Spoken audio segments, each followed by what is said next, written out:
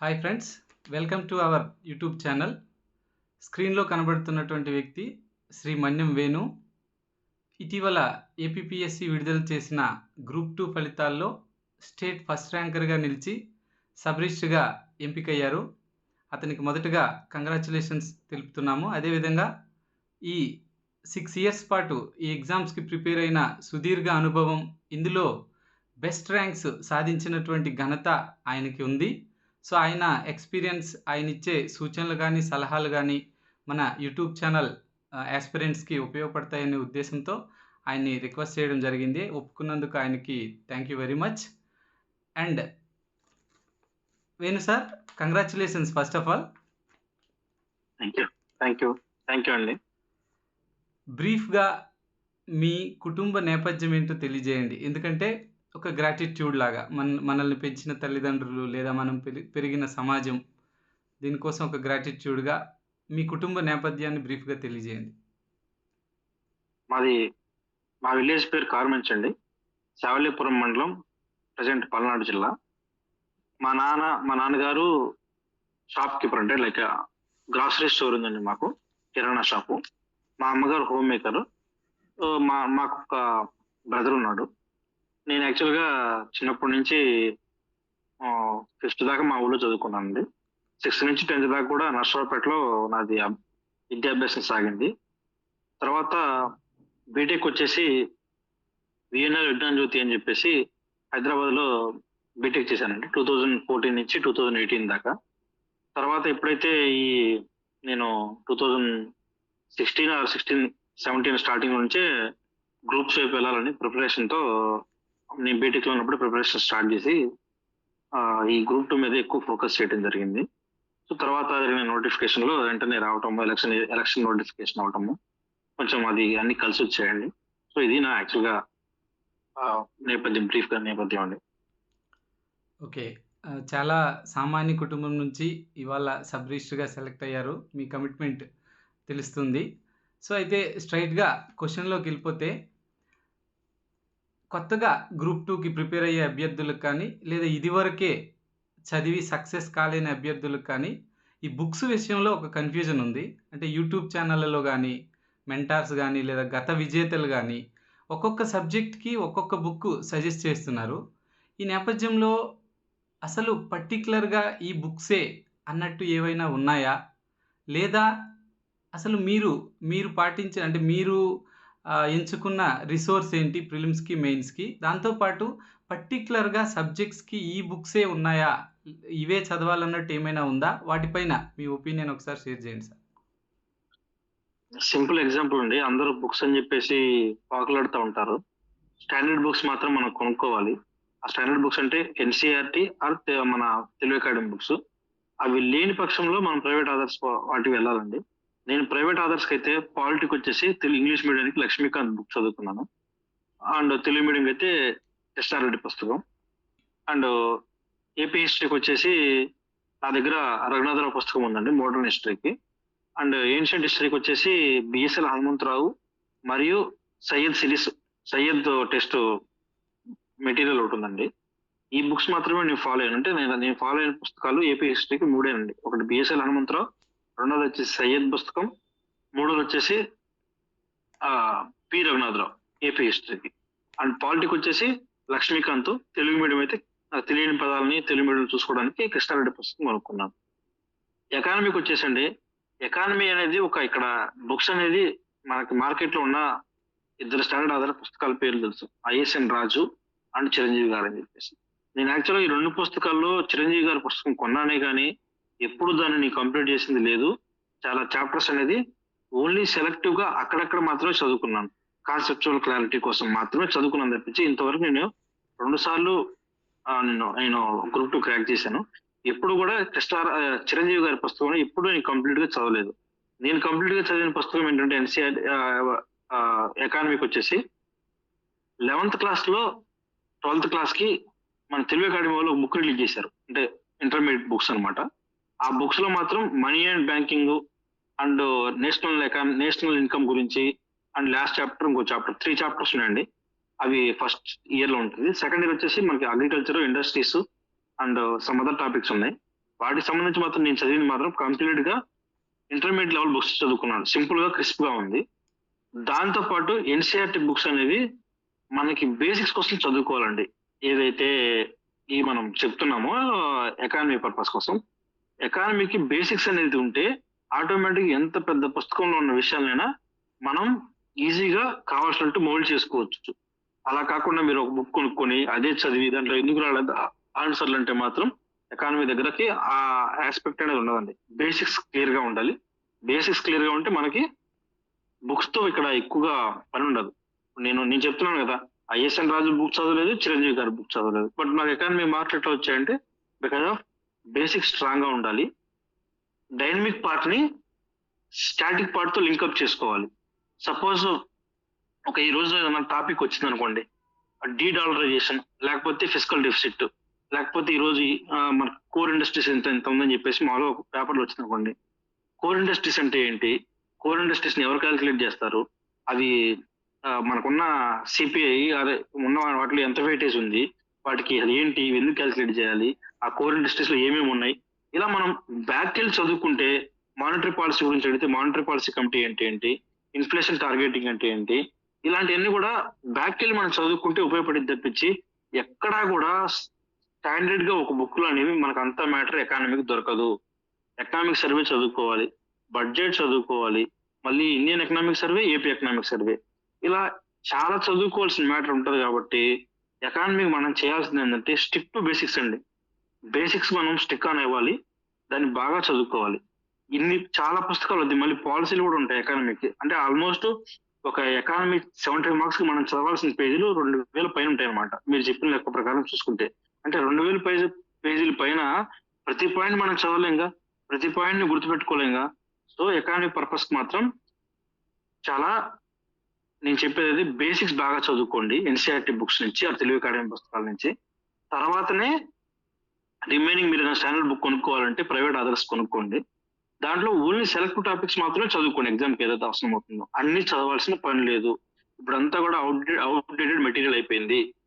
మేము బయట సప్లై అవుతున్నది మాత్రం ఎకానమీ, ఎందుకంటే ఇప్పటికిప్పుడు కొత్తదే వస్తుంటది. ఈ రోజుల్లో స్టాటిక్ టాపిక్స్ అడగట్లేదు ఎకానమీలో, అంతా డైనమిక్ టాపిక్ తో ఇంటర్లింక్ చేసుకుని మాత్రమే అడుగుతున్నారు. ఇంకా economic science and technology, science and టెక్నాలజీకి వచ్చేసి నేను యాక్చువల్ గా చదివింది ఏంటండి, సైన్స్ అండ్ టెక్నాలజీ ఎక్కడ మనకి మెటీరియల్ లేదు. దానికి పేరుకే సైన్స్ అండ్ టెక్నాలజీ అని చాప్టర్ పెట్టారు కానీ, అంటే పేరు పెట్టారు కానీ అది పూర్తిగా సైన్స్ అండ్ టెక్నాలజీ అనేది కాదు.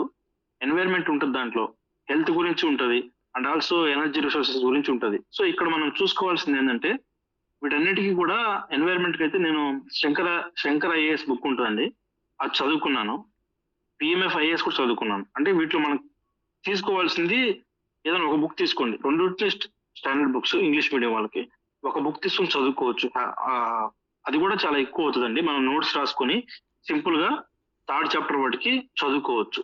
And 2nd chapter energy resources కూడా మీకు కవర్ అవుతుంది. ఇక్కడ పిఎంఎఫ్ ఐఏఎస్ లో కవర్ అవుతుంది. 1st చాప్టర్ వాటికి మనం పిఐబి చదువుకున్నానండి.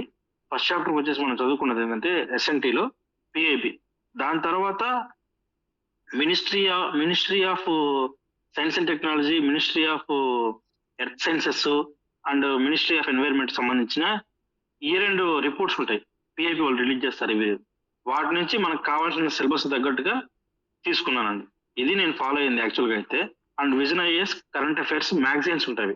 ఇది మనం అంతా చదవాల్సిన పని లేదు. నేను మెన్షన్ చేశానని చెప్పి మ్యాగజైన్ మొత్తం చదువుకోవటం మాత్రం మూర్ఖత్వం అవుతుంది.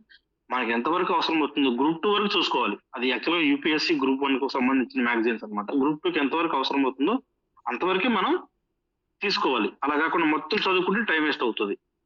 నేనైతే సెలెక్టివ్ టాపిక్స్ చదువుకున్నాను, ఎకానమీ అండ్ ఎస్ఎన్టీ మాత్రం. పేపర్ 2 నేను సెలెక్టివ్ గానే జాగ్రత్తగా కేర్ఫుల్ గా ఏం చదవాలి ఏం చదవకూడదు తెలుసు కాబట్టి అంతవరకు చదువుకున్నాను.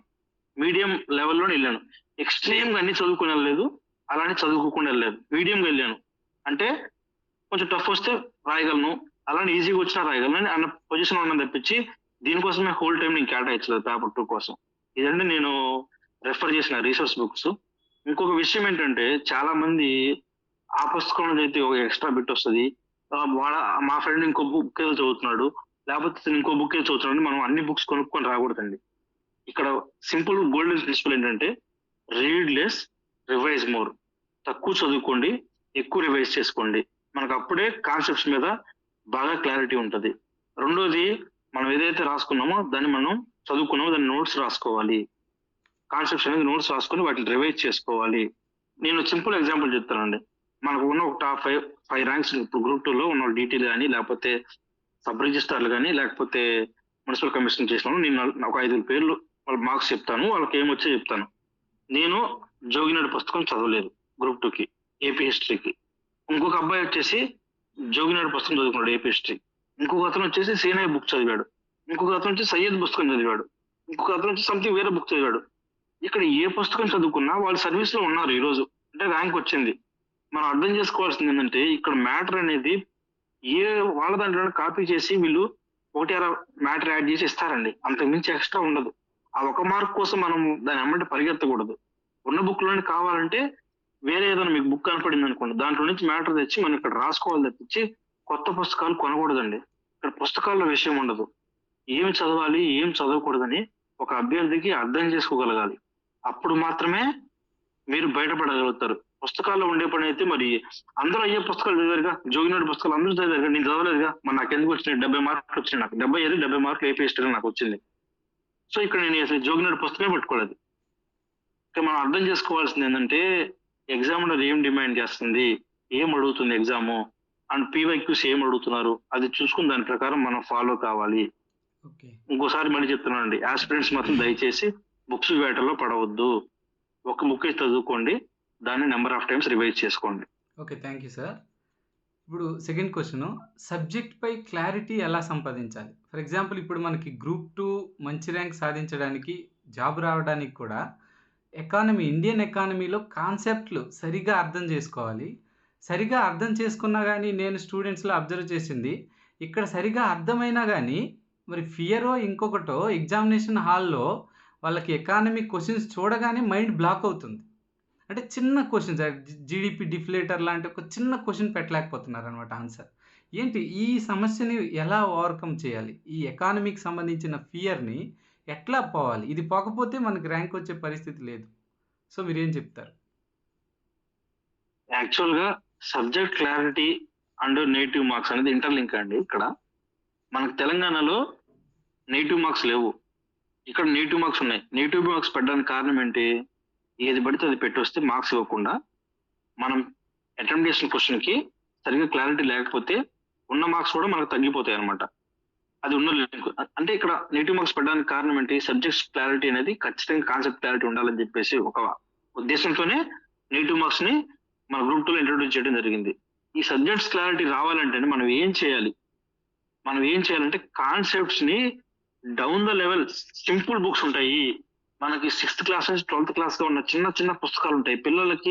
చిన్న పిల్లలకి ఎలా అర్థం అవ్వాలో ఆ అర్థమయ్యే విధంగా వాళ్ళు రాస్తారు. వాటి నుంచి మనం తెలుసుకోవాలండి. చిన్న వాటి చదువుకోవాలి, వాటిని మనం నోట్స్ రాసుకోవాలి. నెంబర్ ఆఫ్ టైమ్స్ మనం డిస్కస్ చేసుకోవాలి వేరే వాటితో. నీకు తెలియలేదు అనుకోండి, నామోషిగా ఉంది, ఈ సబ్జెక్ట్ మీద మీకు క్లారిటీ లేదు, ఆ కాన్సెప్ట్ మీద మీకు అర్థం కాలేదు, అర్థమయ్యే వ్యక్తిని అడిగి తెలుసుకోండి. లేకపోతే క్లాస్ లో అయిపోయాక సార్ని డౌట్ అడగండి. అలా కాకుండా మీకు మోసధోరణ పద్ధతుల్లో మీరు అనవసరంగా వాటిని బైహార్ట్ చేసుకుంటా పోతే మీ సబ్జెక్ట్స్ క్లారిటీ లేనంత వరకు ఆ కాన్సెప్ట్ ని మీరు డీకోడ్ చేయలేరు. ఈ సబ్జెక్ట్ ని డీకోడ్ చేయాలి అంటే మాత్రం మీరు చేయాల్సింది ఏంటి? మెయిన్ గా స్టిక్ టు ద బేసిక్స్ చదవండి. 8th class 9th class 10th class పుస్తకాలు ఉంటాయి, వాటిని తీసుకొని బాగా అర్థం చేసుకోండి. నెంబర్ ఆఫ్ టైమ్స్ రివైజ్ చేయండి. అర్థం కాకపోతే మన యూట్యూబ్ వీడియోస్ కానీ, లేకపోతే మన సార్స్ వాళ్ళని అడగడం కానీ, లేకపోతే మన కొలీగ్స్ అడగడం కానీ, ఇలా అడిగితే మనకు చెప్తారండి. మీరు అనవసరంగా ముందే ఎకానమీ అని చెప్పేసి ఒక పెద్ద ఏదో ఒక టైప్ ఆఫ్ మైండ్ లో ముందు మీరు ఫియర్ తెచ్చుకుంటున్నారు. ఫియర్ తెచ్చుకొని దాని తర్వాత మీరు నిజంగానే ఇది ఎకానమీ భయం ఉంటుందేమన్న రీతిలో మీరు చదువుతున్నారు. అలా ఉండకూడదండి. అలా ఉంటే కష్టం అవుతుంది. మినిమం మార్క్స్ మనం స్కోర్ చేస్తేనే ఈ సబ్జెక్ట్ లో మీకు ర్యాంకర్స్ లిస్ట్ లో ఉండేది. మన సబ్జెక్ట్ క్లారిటీ తెలుసుకోవాలంటే దయచేసి బేసిక్స్ బుక్స్ చదవండి. వేరే వాడితో మీకు అర్థం కాకపోతే వాడిని అడిగి చెప్పించుకోండి. లేకపోతే మీ ఫ్రెండ్ను, మెంటార్ను, లేకపోతే మీ లెక్చరర్ను కనుక్కోండి. అది నేను చెప్పేది. అలా కాకుండా మీరు మోసధోరణిలో చదువుకుంటే మాత్రం చాలా ఇబ్బంది పడతారు. Okay, thank you sir. ఇంకొక క్వశ్చన్ సార్, మీరు 2019లో 12th ర్యాంకర్. 2025లో అంటే after 6 years state first ranker. ఈ 6 ఇయర్స్ పాటు మీరు ఫోకస్డ్‌గా చాలా జరిగుంటది. మీ లైఫ్‌లో చాలా ఇష్యూస్ జరిగుంటాయి. అయినా గాని వాటిని ఓవర్‌కమ్ చేస్తూ మీరు 6 ఇయర్స్ పాటు ప్రిపరేషన్‌లో ఫోకస్డ్‌గా ఎలా మెయింటైన్ చేయగలిగినారు? What is the secret? యాక్చువల్‌గా అండి ఈరోజు నేను ఒక గ్రూప్ 1 యాస్పిరెంట్‌ని కలిసాను. యాస్పిరెంట్ కాదు, సక్సెస్ పర్సన్ అంటే గ్రూప్ 1 టాపర్ అన్నమాట. అతను అడిగితే, అన్నా మీరు అతను ఫస్ట్ ఒకటే గ్రూప్ 1 ఎంపీడీఓ వచ్చింది. తర్వాత మళ్ళీ నోటిఫికేషన్ అసిస్టెంట్ అకౌంట్ ఆఫీసర్ వచ్చింది. ఇప్పుడు డీఎస్పీ వచ్చింది. అన్నా సింపుల్‌గా గ్రూప్ 1 చదవాలంటే మనము ఏం చేయాలన్నా అని అడిగాను. ఒక ముక్కలో చెప్పన్నా అని అడిగితే అతను చెప్పిందేంటంటే, కన్సిస్టెన్సీ ఉండాలి తమ్ముడు అని చెప్పాడు. అంటే నాకు అర్థమైంది ఏందంటే, నువ్వు ఏదో మిరాకిల్స్ చేయాల్సిన పని లేదు. ఈ ఎగ్జామ్‌కి group 2 or group 1 or UPSC exam మనం చేయాల్సింది ఏదో మిమ్మల్ని తెచ్చి పెద్ద కొండ తెచ్చి ఇక్కడ పెట్టమంటలేదు. సబ్జెక్ట్‌ని అర్థం చేసుకోండి. రెండోది రోజు ఇప్పుడు ఈ రోజు 10 గంటలు చదివి రేపు నెక్స్ట్ రోజు 2 గంటలు చదివితే ఉపయోగం లేదు. కన్సిస్టెంట్‌గా 2 ఆర్ 3 అవర్స్ మీరు చదువుకోవాలి. మూడోది ఎప్పుడూ సబ్జెక్ట్‌ని టచ్‌లో ఉండాలండి.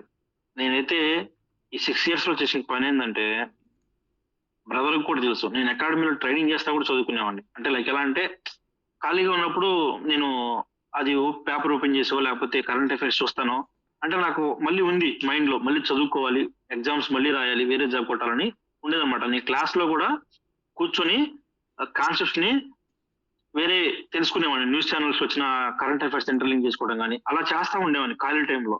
అంటే మనము ఇక్కడ చేయాల్సింది ఏంటంటే అండి సబ్జెక్ట్ ని కాన్స్టెంట్ గా మనం టచ్ లో పెట్టుకోవాలి మన గోల్ రీచ్ అయ్యేదాకా. అప్పుడు మీకు నోటిఫికేషన్ రాకముందు నుంచి ఎవడైతే చదువుకుంటాడో వాడు మాత్రమే రేస్ లో ఉంటాడు. నాకు 2019లో జాబ్ వచ్చిన తర్వాత 2021 మేము ట్రైనింగ్కి వెళ్ళాను, ఎక్సైజ్ ట్రైనింగ్ కి. ఆ ట్రైనింగ్ కంప్లీట్ చేసిన తర్వాత 2022 నుంచి నేను మళ్ళీ మొదలెట్టాను ప్రిపరేషన్ అనేది. అంటే 2022లో నాకు నోటిఫికేషన్ ఎప్పటికప్పుడు ఇస్తారు, ఇవ్వకుండా అయితే ఉంటారన్న దానితో నోటిఫికేషన్ ముందు నుంచి ప్రిపరేషన్ స్టార్ట్ చేసుకొని నేను చదువుకున్నాను. ఎట్లా 10 గంటలు చదవాలా, అబద్ధాలు చెప్పకూడదు. 10 గంటలు చదవాలి, 2 or 3 hours daily. 2 to 3 hours అనేది నేను నాకు ఇష్టమైన సబ్జెక్ట్. సపోజ్ ఏపీ హిస్టరీ ఉందనుకోండి, లేదా పాలిటీ ఉందనుకోండి, ఎకానమీ, ఎస్ఎన్టీ, ఈ 4 టాపిక్స్ లో మనకి ఏదైతే ఉన్నాయో వాటిని నేను ఎస్ఎన్టీ మనకు 2023 మార్చి తర్వాత సిలబస్ అప్డేషన్ తర్వాత వచ్చిందండి. ఈ 3 టాపిక్లు మాత్రం ఎప్పుడు చదువుకుంటా ఉండేవాడిని. ఏది polity, AP history and Indian economy, AP economy. వీటి కోసం మనం ఏం చేయాలంటే మనం ముందుగానే నోట్స్ అనేది తయారు చేసి పెట్టుకోవాలండి. ఏపీ హిస్టరీ, పాలిటీ ఎప్పుడు మారదు, అదే ఉంటది మ్యాటర్. సో మనం ముందుగానే సబ్జెక్ట్స్ మీద బాగా క్లారిటీ తెచ్చుకుంటా, నెంబర్ ఆఫ్ టైమ్స్ రివిజన్ చేస్తా, నోటిఫికేషన్ కోసం వెయిట్ చేయకుండా ఉంటే ఖచ్చితంగా 140 పోస్టులు అప్పుడు చెప్పారు. 2023లో మాకు చెప్పింది 140 పోస్టులే పడతాయి అన్నారు. అయినా కానీ దాంట్లో మనకు ఒక పోస్ట్ ఉంటుంది, ఇబ్బంది లేదు. మనము సబ్జెక్ట్ ఎప్పుడు టచ్ లో ఉన్నాము, మనకు పోకుండా ఉండదు అన్న ఒక ఆశ కూడా ఉంది. అంటే లైక్ ఎట్లాంటి హోప్ కూడా నాకు ఉందన్నమాట. ఎట్టి పరిస్థితుల్లో మనం ఎగ్జామ్ కొడతామన్న నమ్మకం మన మీద ఉండాలండి. రెండోది ఏం చదవాలి, ఏం చదవకూడదని మనకు తెలిసి ఉండాలి ఈ ఎగ్జామ్ కి. నాకు ఒక ఫ్రెండ్ అయితే ఎగ్జామ్ ముందు కూడా ఒక 15 రోజుల ముందు ఒక 300 పేజీలు పిఏబి కంపైలేషన్ పంపించాడు. పంపిస్తే నేను అన్నాను, ఏంట్రా ఏం చేద్దాం అనుకుంటున్నావు ఈ టైంలో, ఆ బుక్ అది ఆ కంపైలేషన్ ఎప్పుడు చూస్తావు, ఎప్పుడు కంప్లీట్ చేస్తావు, ఎన్నాళ్ళు కష్టపడి రాసుకున్న నోట్స్ ఏమైపోయింది, అవి మరి ఇప్పుడు చదివిన మ్యాటర్ అంతా అయిపోయింది, అది వదిలేసి ఇది పట్టుకుంటావు కొత్తగా, అలాంటి పిచ్చి పనులు చేయమాకండి, ఉన్నదే చదువుకోండి, ఉన్న మ్యాటర్ సపరేట్ కొత్త వాడుకోవచ్చు అలాగా అని చెప్పాను. ఈ 6 ఏళ్ల ప్రయాణంలో ఎందుకు మనం ఇంత కాన్స్టెంట్ గా ఎలా కొట్టగలిగాము, 2021 నుంచి 25 మళ్ళీ ఎగ్జామ్ జరిగే ఎలా కొట్టగలిగాము అంటే, ఒకటి సబ్జెక్ట్ ని ఎప్పుడు నిరంతరంగా టచ్ లో ఉంటాం, నోటిఫికేషన్ కోసం ఎదురు చూడకుండా ఉంటాము, మనం ముందుగానే నోట్స్ రాసి పెట్టుకుని ప్రీ ప్లాన్ గా చదువుకోవటము. సోల్ మోటివ్ ఎంజాయ్ చేయాలి, చదువుకోవాలి. ఆ ఇన్నర్ ఫైర్ అనేది మనలో ఎప్పటికీ ఉండాలి మన జాబ్ వచ్చిన దాకా. ఇది నన్ను ముందు నడిపించాయండి యాక్చువల్గా. Well side sir. సార్ మరి నెక్స్ట్ మీరు జాబ్ చేస్తూ ప్రిపేర్ అయ్యారు. మరి ఇప్పుడు చాలామంది జాబ్ చేస్తూ ఎగ్జామ్ కోసం ప్రిపేర్ అవుతున్నారు. వాళ్ళకి మీరు ఇచ్చే సలహా ఏంటి? అంటే మీరు జాబ్లో ఉండే అబ్స్టికల్స్ని ఓవర్కమ్ చేసి ఎలా విన్ కావాలి అని చెప్తారు మీరు? సార్ యాక్చువల్గా నేను 2023లో హైకోర్టులో జాయిన్ అయ్యాను సార్. నేను ఎక్సైజ్ జాబ్ రిజైన్ చేసి మళ్ళీ ఇటు వచ్చి హైకోర్టులో జాయిన్ అయ్యాను. జాయిన్ అయిన తర్వాత కూడా నన్ను జ్యుడిషియల్ అకాడమీ పంపించారు. అంటే ఆంధ్రప్రదేశ్ జ్యుడిషియల్ అకాడమీ అని ఉంటుంది, అక్కడ జడ్జెస్ ట్రైనింగ్ అవుతుంటారు. సో దాంట్లో నేను ఏం చేశానంటే కొంచెం నాకు టైం దొరికేస్తారు అక్కడ. నా స్టాఫ్ కానీ మా ఆఫీసర్స్ కానీ చాలా సపోర్టివ్ గా ఉన్నారు నాకు. నేను న్యూస్ పేపర్‌ని ఎప్పుడు చదువుతాను సార్. చాలా మంది యాస్పిరెంట్స్ చేసే తప్పేంటంటే, న్యూస్ పేపర్‌ని మీరిందాక అడిగారు 6 ఇయర్స్ ఎలాగా మీరు ఎలా కొనసాగించారంటే, మనం పేపర్‌ని కనీసం రోజులో 1 అవర్ ఆర్ 40 మినిట్స్ చదువుతా ఉంటే, దాంట్లో మనకు ప్రెసిడెంట్ ఎలక్షన్ గురించి వస్తది, వైస్ ప్రెసిడెంట్ ఎలక్షన్స్ గురించి వస్తాయి, స్పీకర్ గురించి వస్తది, యాంటీ డిఫెక్షన్ లాస్ గురించి వస్తాయి. అది మొన్న రీసెంట్‌గా జరిగిన గవర్నర్ బిల్స్‌ని డిలే చేయడం వల్ల వచ్చిన ఇబ్బందులు వస్తాయి. ఇలాంటి అన్నిటిని కూడా మనకి ఎప్పుడు కూడా మనకి న్యూస్‌లో అనేది కంటిన్యూయస్‌గా మన సబ్జెక్ట్ సంబంధించిన మ్యాటర్ అనేది రిపీట్ అవుతూనే ఉంటది సార్. ఆ మ్యాటర్‌ని నేనేం చేశామనంటే నంబర్ ఆఫ్ టైమ్స్ నేను రివైజ్ చేయడం వల్ల ఆ మ్యాటర్‌ని నాకు కంటిన్యూయస్‌గా నేను చదువుతూ ఉండటం వల్ల ఏమవుతుందంటే సబ్జెక్ట్స్ టచ్‌లో ఉండడానికి అవకాశం ఏర్పడింది. ఇంకోటి ఈ పిల్లలు ఉన్న తక్కువ టైంలో ఎలా ఉపయోగించుకోవాలంటే సింపుల్ మళ్ళీ నేను చెప్పేది అదే చెప్తానండి. మనం నోటిఫికేషన్ కోసం ఎదురు చూడకూడదు. 2023 మార్చ్‌లో నేను ఇక్కడికొచ్చాను. మన నోటిఫికేషన్ పడింది ఎప్పుడండి? 2023 డిసెంబర్‌లో పడింది. అంటే 7 నెలల పీరియడ్ నేనేం చేశానంటే, నాకు కావాల్సిన మెటీరియల్‌ని ముందుగానే తెచ్చుకొని, వాటిని చదువుకొని, నోట్స్‌లు రాసుకున్నాను. నాకు సడెన్‌గా 4 నెలల ముందు ఎగ్జామ్ ఉందనగా నాకు 10 గంటలు టైం దొరకదు కాబట్టి, నేను టైంని ముందుగానే ఉపయోగించుకొని ఉన్న టైంలోనే 2 అవర్స్ ఆర్ 3 అవర్స్ నేను ఎక్కువ ఏ రోజు కూడా ప్రిపరేషన్‌లో 5 గంటల కంటే ఎక్కువ గట్టిగా చదివింది లేదు. నోటిఫికేషన్ వచ్చిన దాకా. నోటిఫికేషన్ వచ్చిన తర్వాత మాత్రమే ఒక 6-7 అవర్స్‌ని నేను 6-8 అవర్స్ దాకా చదువుకునేవాడిని. నా టాప్ ఏందంటే 10 గంటలు చదివితే గొప్ప ఆ డేలో. సో, ఇక్కడ ఎంత సేపు చదివామనేది అసలు మ్యాటరే కాదండి. Subject clarity important. ఒకరోజు ఏది చదువుకున్నావా నెక్స్ట్ రోజు దాన్ని రివైజ్ చేసుకొని వేరే వేరే సబ్జెక్ట్ తీసుకున్నావా లేదా? మనకి ఒక సెల్ఫ్ అండర్‌స్టాండింగ్ ఉండాలి. ఏం చదువుతున్నాము? ఏదైనా సబ్జెక్ట్‌ని వదిలేస్తున్నామా? ఎక్కడైనా మనం డ్రాబ్యాక్‌లో ఉన్నామా? అనేది మనకు మనం సెల్ఫ్ ఎవాల్యుయేషన్ చేసుకోవాలండి. సెల్ఫ్ ఎవాల్యుయేషన్ చేసుకుంటే టైమింగ్ అనేది మనకంత ఇంపాక్ట్ అవ్వదు. అంటే టైం అనేది ఒక 10 అవర్స్ కాదు. 5 అవర్స్ చదివినా మనకొస్తది. ఇంకొకటి ఎక్కువగా బర్డెన్ ఫీల్ అవ్వద్దండి. మన మైండ్ అనేది ఎప్పుడూ చాలా ఫ్రీగా పెట్టుకోవాలి. నువ్వు ఫ్రీగా పెట్టుకోగలిగితేనే మీకది మైండ్‌లోకెళ్తది సబ్జెక్ట్ అనేది. మీరు టెన్షన్ పడతా ఉద్యోగాన్ని బ్యాలెన్స్ చేయలేకపోతే మాత్రం మీరు 10 గంటలు కూర్చొని చదువుకున్నా గాని, ఆ ఉద్యోగంలో చేసే టెన్షన్స్ అనేది మీరు బుక్ తీసినప్పుడు మర్చిపోవాలి. మర్చిపోయి మాత్రమే మీరు చదువుకుంటేనే మీకది యూజ్ అవుతుంది. ఓకే. Okay sir. మరి సార్ మహతి అకాడమీ నుంచి మీరు ఏపీ హిస్టరీ కోర్స్‌ని సబ్స్క్రైబ్ చేశారు. ఈ అకాడమీ మీకెలా హెల్ప్ అయింది? ఏమైనా చెప్పాలనుకుంటున్నారా? యాక్చువల్‌గా ఇది అన్న నన్ను అడిగాడని చెప్పట్లేదండి. నేను ఉన్నది చెప్తున్నాను. మీరు కూడా అబ్జర్వ్ చేసే ఉంటారు నాకు తెలిసినంత వరకైతే. నేను చాలా తక్కువండి. అంటే టీచింగ్ అంటే నాదెప్పుడు సెల్ఫ్ ప్రిపరేషనే ఎక్కువుంటది. కాకపోతే అన్న స్వతహాగా టీచర్ అన్న. లైక్ కిరణ్ అన్న అనేది 2009, 10 నుంచి టీచింగ్ ఫీల్డ్ అనేది అన్నకుంది. ప్లస్ అన్న 4 టైమ్స్ క్రాక్ చేశాడు. గ్రూప్ 2ని ఇది ఫిఫ్త్ టైమ్. అంటే ఈ నోటిఫికేషన్ ఫిఫ్త్ టైమ్ అన్నమాట. సో అతనికి 5 సార్లు క్రాక్ చేశాడంటే సబ్జెక్ట్ మీద ఎంత అండర్‌స్టాండింగ్ ఉండాలి. నేను నా ట్రైనింగ్‌లో అన్న కొలీగ్ అంటే ఎక్స్‌ఐఎస్‌సి కూడా అన్న వచ్చాడు. వచ్చినప్పుడు మేము డిస్కస్ చేసినప్పుడు కూడా ఆ సబ్జెక్ట్ మీద చాలా క్లారిటీ ఉండేది మనిషికి. నేను తర్వాత క్లాస్‌లు విన్నప్పుడు కూడా సుత్తి లేకుండా స్ట్రెయిట్ ఫార్వర్డ్‌గా 20 మినిట్స్ వీడియో ఉంటది. ఆ 20 మినిట్స్ వీడియోని చాలా నీట్‌గా చెప్పేవాడండి. అంటే లైక్ నాకు ఇప్పుడు మనకి నాలెడ్జ్ ఉన్నంత మాత్రాన పిల్లోడికి అదంతా చెప్పకూడదు. ఎంతవరకు అవసరం అయితుందో స్టిక్ టు ద పాయింట్ అన్నట్టుగా చెప్పేవాడు. అలా నేను నా శాతవాహనం క్వెషన్స్ గాని, లేకపోతే వేరే వాటి చాప్టర్ సంబంధించినవి కూడా అన్న క్లాసులు విన్నప్పుడు నాకు బాగా అనిపించాయి. ఏది డెమో క్లాసెస్ విన్నప్పుడు. నేను తర్వాత దాన్ని సబ్స్క్రైబ్ చేసుకోవడం జరిగింది. నేను అన్నకు కూడా చాలా చాలా సార్లు చెప్పాను. అన్న ఇంత స్పీకింగ్ స్కిల్స్ ఉన్నాయి మీకు. చాలా బాగా చెప్తున్నారు. ఆర్టికులేషన్ చాలా బాగుంది. ఏపీఎస్‌టీ మాత్రం నాకు చాలా చాలా బెనిఫిట్ అయిందండి. మనము అది చూసుకున్న తర్వాత మనం వెళ్లి చదువుకుంటుంటే మనకి సబ్జెక్ట్ అండర్‌స్టాండింగ్ మాత్రం చాలా చాలా బావుంటది. దయచేసి మీరు ఒకసారి నేను ఆ వీడియోస్ చూడండి. మీకెవరైనా ఉంటే ఆ అన్న దగ్గర వీడియోస్ ఉంటాయి. ఆ శాతవాహన టాపిక్స్ గాని, లేకపోతే విజయనగరం టాపిక్స్ గాని చాలా బాగా చెప్తాడు. అంటే స్ట్రిక్ట్ టు ద పాయింట్. సోదంతా చెప్పకుండా పాయింట్‌కొస్తాడు. పాయింట్ చెప్తాడన్నమాట. చాలా క్రిస్ప్‌గా ఉంటది మ్యాటర్ అనేది. నాకు చాలా బాగా నచ్చింది. నేను మరి మిగతావి కూడా చెప్పొచ్చుగా. మిగతా వాటి గురించి టాపిక్స్ కూడా చెప్పొచ్చు. కానీ నేను ఏపీ హిస్టరీ గురించి ఎందుకు చెప్తున్నానంటే అర్థం చేసుకోండి. నాకది చాలా బాగా నచ్చింది. అండ్ అన్న ఏది చెప్పినా గాని స్ట్రిక్ట్ టు ద పాయింట్ ఉంటదండి. ఎక్స్‌ట్రా కూడా చెప్పడు. అది నాకు చాలా బాగా నచ్చిద్దనమాట అన్న దగ్గర. Thank you. Thank you Venu. Thank you very much. Anyway once again congratulations and thank you very much. మన యూట్యూబ్ ఛానల్ మిత్రులకి ఒక ఇన్స్పిరేషన్ మీరు. అదేవిధంగా మీ విలువైన సలహాలు, సూచనలు కూడా అందించారు. Thank you very much. Thank you. Welcome అన్న, వెల్కమ్.